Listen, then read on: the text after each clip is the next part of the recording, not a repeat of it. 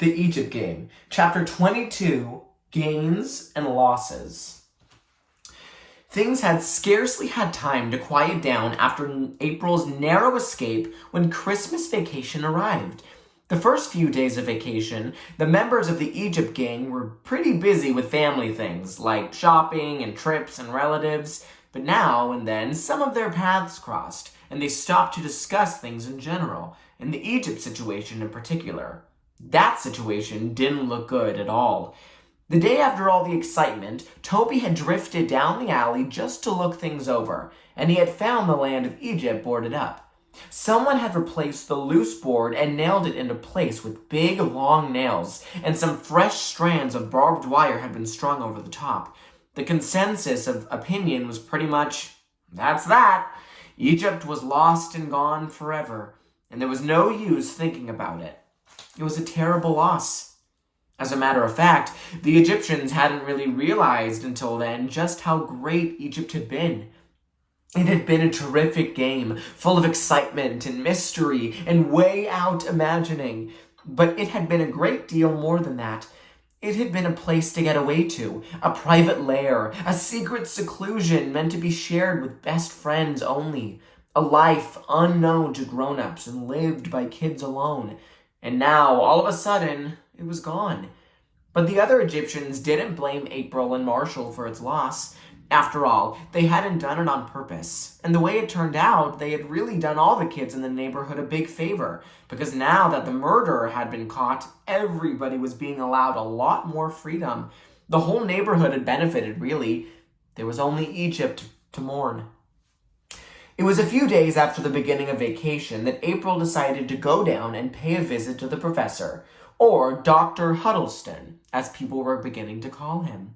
The visit had been her grandmother's suggestion in the first place, but April agreed that it was a good idea.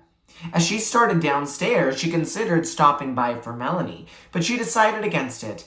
It was better to go alone on such a personal errand. And she really did have something very personal to say.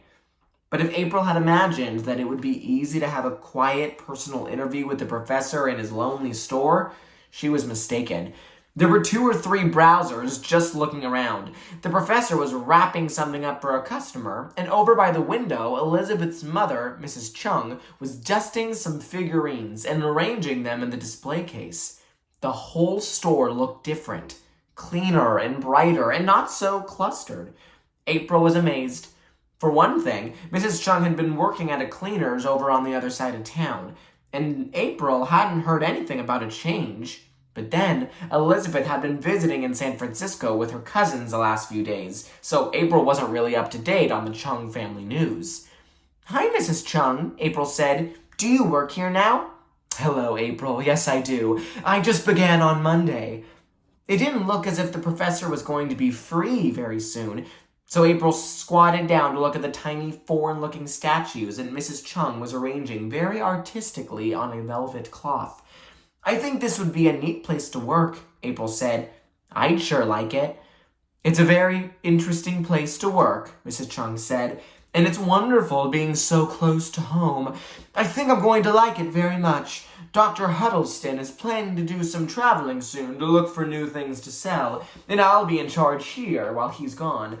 Mrs. Chung smiled delightedly, and April noted that her dimples were just like Elizabeth's. "There are sure a lot of people in here," April mentioned, just to make conversation. Mrs. Chung smiled. "I guess it's been that way all the time lately. Poor Dr. Huddleston's almost worn himself out taking care of them. Of course, some of them are just curious because of all the publicity and everything in the papers. But a lot of them are neighborhood people who are feeling ashamed about suspecting him when he was innocent. They come in here and buy things they don't even need, just to ease their consciences." April grinned. "I'll bet the people who signed that petition Mr. Schmidt sent around buy the most of all." "No doubt," Mrs. Chung said. "I've heard that Mr. Schmidt is selling out. This whole thing must have been very hard on him." "Well, I don't feel sorry for him," April said. "I'll bet he had a notion that his cousin was the murderer, but he didn't want to believe it. And that's why he was so sure it was the professor. That's what my grandmother says." "I guess that's something we'll never know," Mrs. Chung said. She nodded towards the professor. I think Dr. Huddleston is free now if you wanted to see him. The professor shook April's hand, and he smiled ever so slightly when she said, I came to say thanks a lot for saving my life. He looked pretty much as April remembered him, and his voice was still gravely and grave, but he seemed younger, somehow, and more lively. You're most welcome, he said, but I'm not at all sure I was responsible. I feel sure your young friend would have found some other means to aid you if I had not been available. Oh, you mean Marshall? April said. Yeah, isn't he something? The professor agreed that he certainly was, and then there was an uncomfortable pause, and April, for once, was at a loss for words. At last, the professor said, I have something here that you might like to see. He took down a small box and opened it carefully on the counter. There were two objects in it, a flat piece of marble with dim hieroglyphics on it, and a small head of a glowing milky white. Oh, April said, that's alabaster, isn't it?